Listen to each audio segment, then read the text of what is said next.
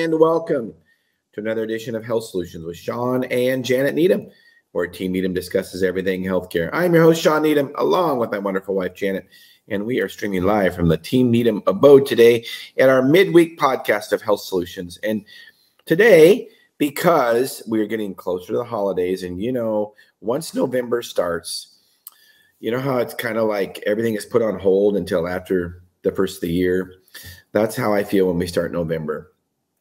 I also know that when we start November, the weather changes, people aren't outside as much, and then people start eating more with all the holiday parties and just the holiday schedules. So Jan and I are going to give some tips about not just healthy eating, but just healthy habits during the holidays is really what we should be talking about on this podcast. So I'm going to let Janet go first. Janet, what's your first? So my first suggestion is have a plan, because I think one of the problems that we have when we hit into the holiday seasons or into a season where, whether it be you're going to have a trip or you're going to go on a vacation, is that we just let it happen haphazardly and just let go. And with our health, it's the small things over time that matter. So I'm not saying that we can't have moments of indulging, but don't let it go over the top. So one of the things that I plan in my goal setting is how I'm going to attack if we are at an event where there's a lot of food or a lot of drink. And my best attack is to avoid things that I know that I have issues with. Yeah, for sure. Now, we can't always avoid those situations, but we can always prepare ourselves. So First of all, if there's things that are not good for you, prepare by eating well early on anyway. Yes. And focusing on protein.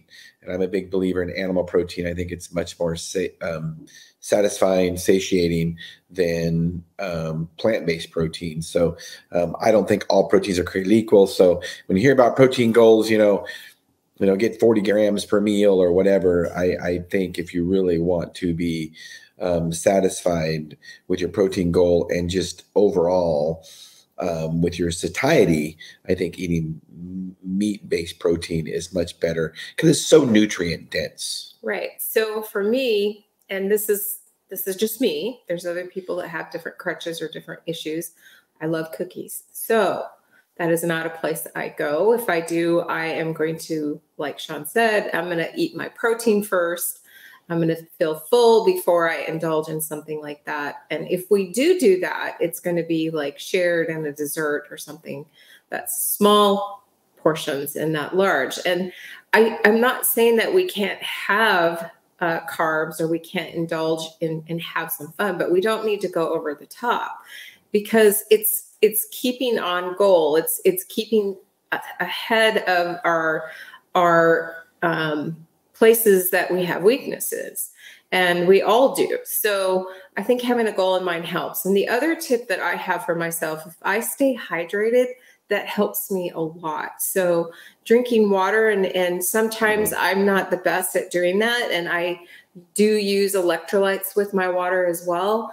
And that seems to help too, because if you're not thirsty, you feel fuller when you eat, and you don't feel, because sometimes when you're thirsty, you think you're hungry and really you're not. You just need hydration.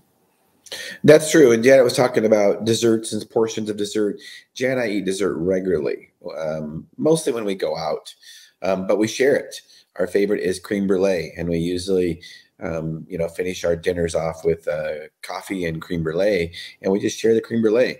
And so you're talking, there's 300-400 calories depending on the size of creme brulee. Creme brulees are usually pretty small, and we share that between the two of us. So, we're always careful about when we do have dessert, if they don't have creme brulee on the menu. And I love chocolate. Chocolate and peanut butter is my weakness. We'll always ask them, if it's a chocolate lava cake. Well, how big is a chocolate lava cake? Oh, it's really big. It's like, well, then just don't order it, because I guarantee you if I order it, I will eat it. I guarantee it. So it's the same thing as, Jan talks about cookies. We don't have cookies in the house. Nope. Because I would eat them all. I mean, seriously.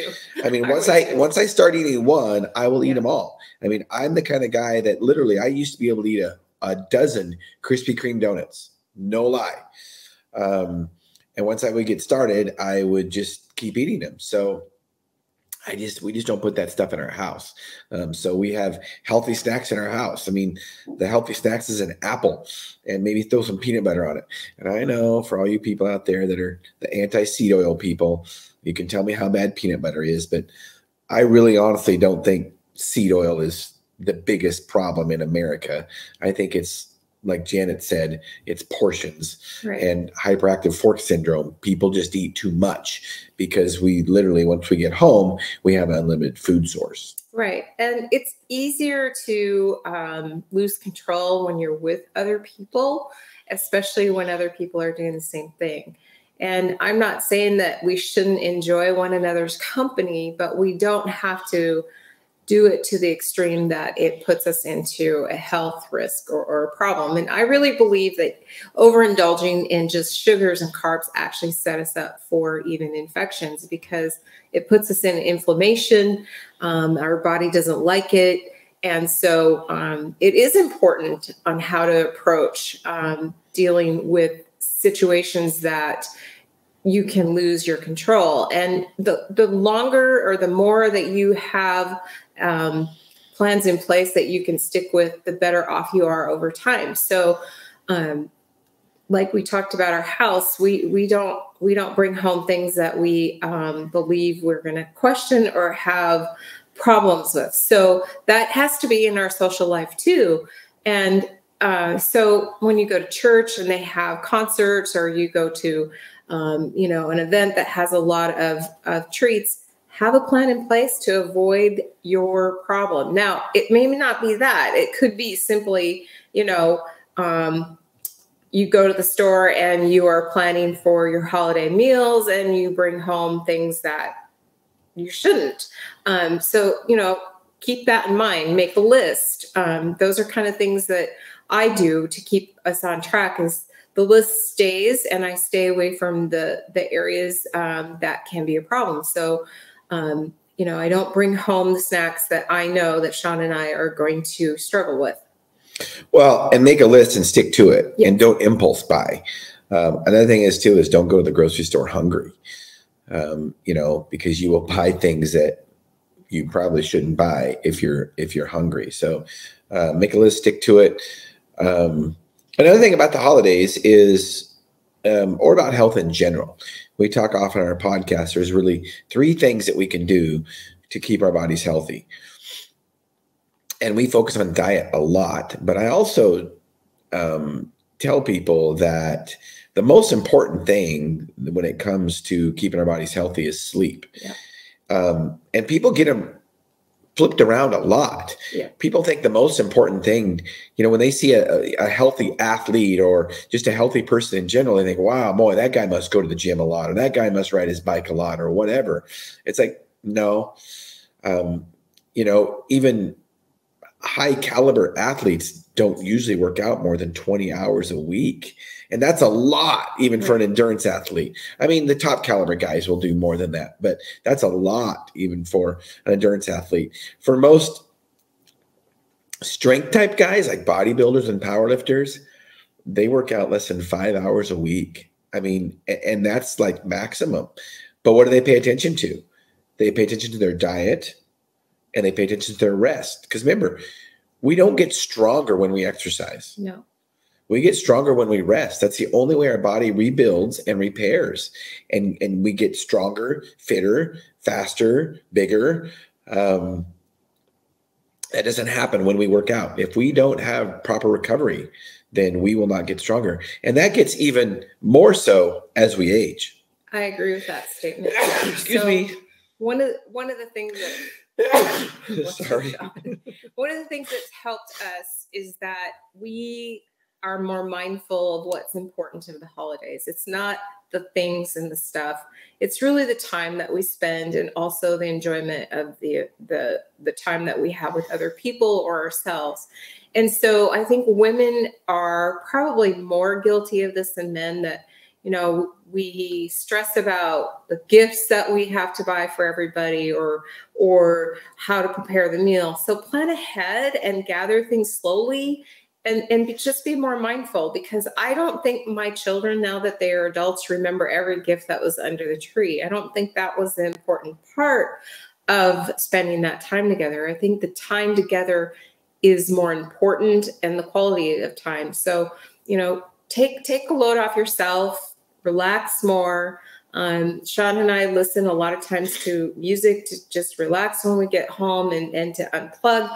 We don't have to run around and have every gift under the tree like the Joneses. I mean, let's remember, our children aren't going to remember all the gifts. They're going to remember the time that you spent together. So give yourself a break and think about what's really important. And then, slowly go after what you want to achieve with your holiday. Because I know when our kids were little, it was programs and, concerts, and, you felt like you were just rushed the whole entire time. And planning and just doing things at a better pace, I think, helps with our stress level, and we sleep better when we're not stressed out. I mean, I think our cortisol levels really put us at a risk factor for choosing bad goals, because when you're stressed out and you're tired, you unplug and you do things that you probably wouldn't if you weren't stressed. Well, not only that, but excuse me, our cortisol being too high all the time is just bad for our health. Right. Cortisol is made in our adrenal glands to help us respond to stress. Our adrenal glands are what makes adrenaline. Adrenaline's our fight or flight hormone, also known as epinephrine. Adrenal glands also make cortisol, and it should make it in a diurnal fashion. So it should make it highest in the morning, and it should go down slowly throughout the day and be in lowest when we're sleeping at night. And if you can't sleep at night, it might be because your cortisol levels are too high. And sleeping, if you don't sleep and your cortisol levels are elevated all the time, nothing else will get better. Yeah. We talk about that all the time. That's why rest is so important. And remember, I said cortisol should be highest during the day and lowest at night. So we are diurnal creatures. We are made to work during the day and sleep at night. So for anybody that is shift workers and they're having problems sleeping, it's not worth your life. I mean, you need to change jobs. Seriously. It's just because we see it quite often, 40-year-old or 50-year-olds that have been doing shift work for the last 20, 30 years of their life, and it has just destroyed their bodies. It has. So we talk about exercise a lot, and one of the things that I think women forget is that we don't have to go crazy and try to run many miles to achieve what we need to be fit. And the older I get, the more I realize that sometimes those exercises that we need to do could be 20 to 30 minutes in the morning, because that's usually the best time for us, because it's harder later in the day. But just keeping our balance and using our own body for resistance and just keeping moving, because a lot of times in our lives right now, we're very stationary and we sit in one spot or stand in one spot. So also I'm mindful not only of the exercise part, but just moving throughout the day. I see a lot more people walking around the block on their break, or just getting up and moving from your desk. Those things are important. They add up over time, because not moving our muscles and not moving our body, it adds up. And the more you keep moving, the less I believe that we hurt. And also it helps our brain. I mean, the movements help the neurotransmitters. We feel better. We think better. We're not as moody for that reason, I say, because sometimes we're under stress at work or even at home. And movement helps that, because it stimulates the right things in our brain to help us achieve our goals and be happier. There is no better drug for depression than exercise, period. And that can be just simple movement. Like Janet said, just get up and move. It doesn't take a lot. And it doesn't take a fancy gym. You don't have to go to the gym. Don't make that a barrier. You don't even have to have weights at home. We have talked about bands on this program before, but you don't even have to have resistance bands. You just use body weight stuff, push-ups, pull-ups, just push-pull exercises with your upper body and your lower body. So body weight squats, body weight deadlifts, just bend over and touch your toes 20 times. Seriously, that can be very, very effective.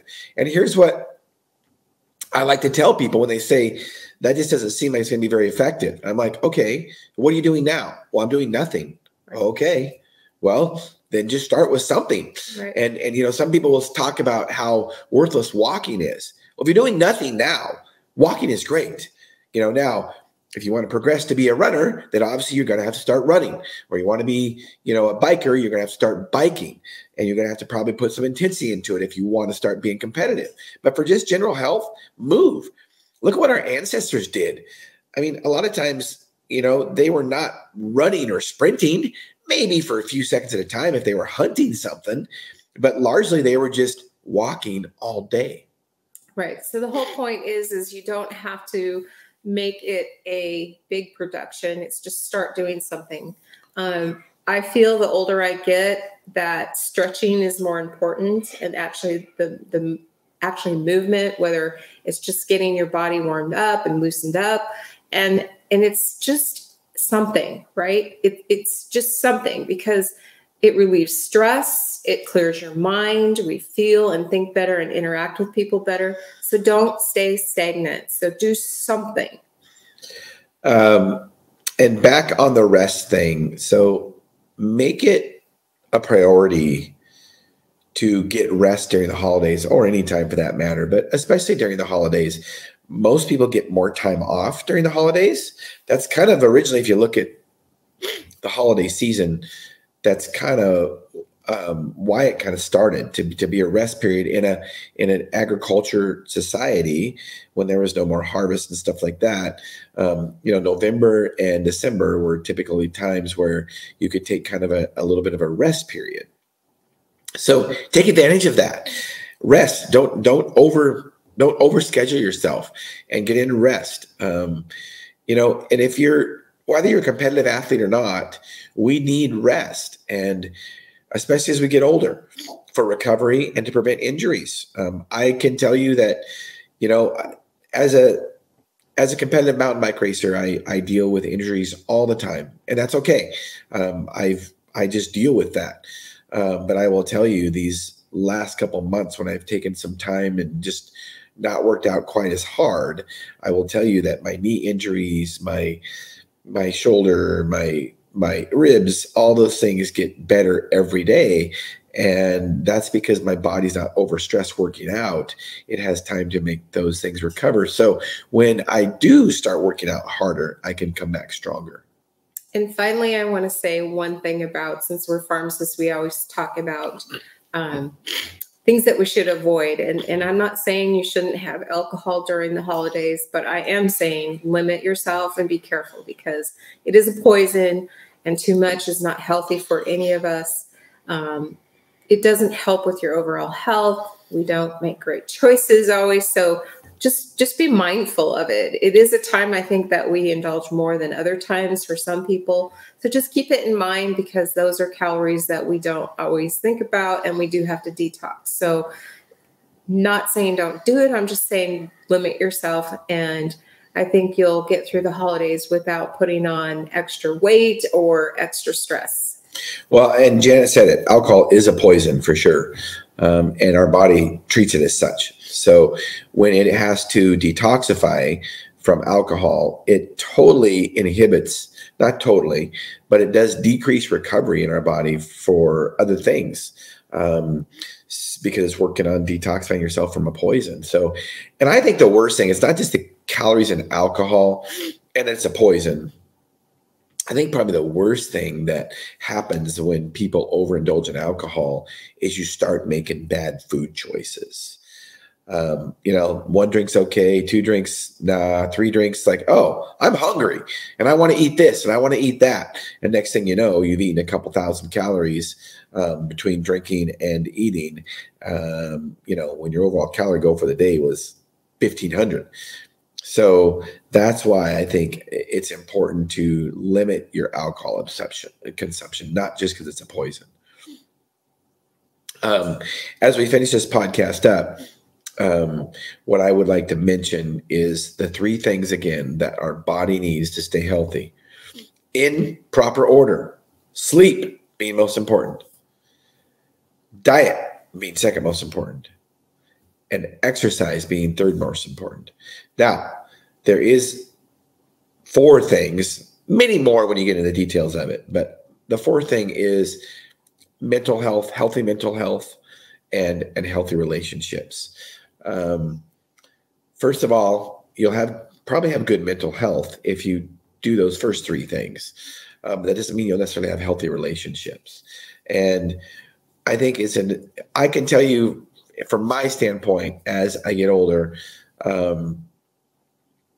I don't want toxic people in my life. I don't want negative people in my life. I want positive people. And positive people bring out positive energy in me. Negative people bring out negative energy. So if there's negative people around you all the time, or people that are negative all the time, I would change that. I don't like being around negative people. I like being around positive people that make me a better person. I like being around people that make me thrive. I like being around people that are better than me. That way I will thrive to be better than myself. So lastly, I'm going to say that one of the lessons that I've learned in the past maybe 2 or 3 years is that outside forces have tried to tell us that humans don't need to be around humans.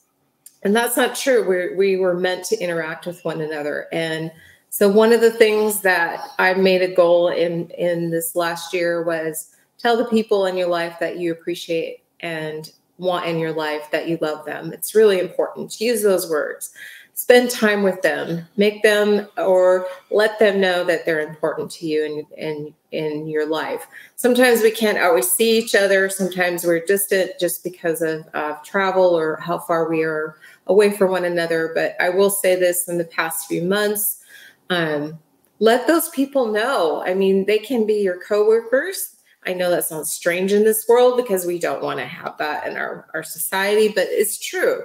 We need to let our friends, our neighbors, I have had a few customers that have been in our business coming through our door for 25 years. And I love these people. They're wonderful people. They need to know that you care about them. So, that's really one of the best things about the holidays is we're supposed to interact with our family and friends and let people know that, as human beings, that we do have good relationships and that we love them and appreciate them in our lives.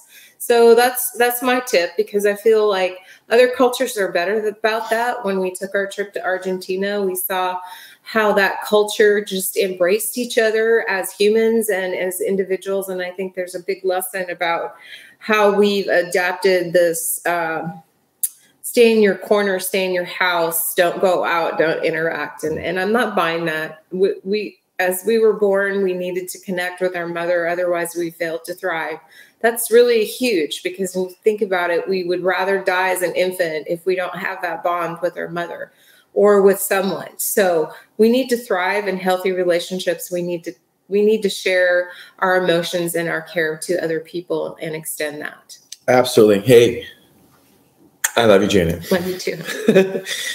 All right. Well, that wraps up our session today. We thank you guys for following us and listening to us. Our podcast, we never thought that when we started this over 3 years ago, actually 4 years ago, 2019, we never thought that we would, be here 4 years later doing episode. This is 400 and something. It's been a great journey, and it's a great way for us to educate and empower individuals to take charge of their own health. And that's what our goal always has been with this podcast. I wrote a book about it. The book is called Sickened: How the Government Ruined Healthcare and How to Fix It. And if you would like to get updated on my book, go ahead and text that number down at the bottom of the screen, and you can get updates on my book, or go to Amazon and you can find my book there. It's called Sickened: How the Government Ruined Healthcare and How to Fix It. And, unlike a lot of books or people that complain about our healthcare system, this one actually has a fix. And one of the fixes is that we do through this podcast is to educate and empower individuals to take charge of their own health. That's the only way that we can get out of the system, is to make sure that we don't have to be in the system. So thank you all for tuning in to Health Solutions with Shawn and Janet Needham. Tune in Monday to our regular scheduled podcast, 12:30 to 1:30 Pacific Standard Time. Health Solutions with Shawn and Janet Needham. Thank you.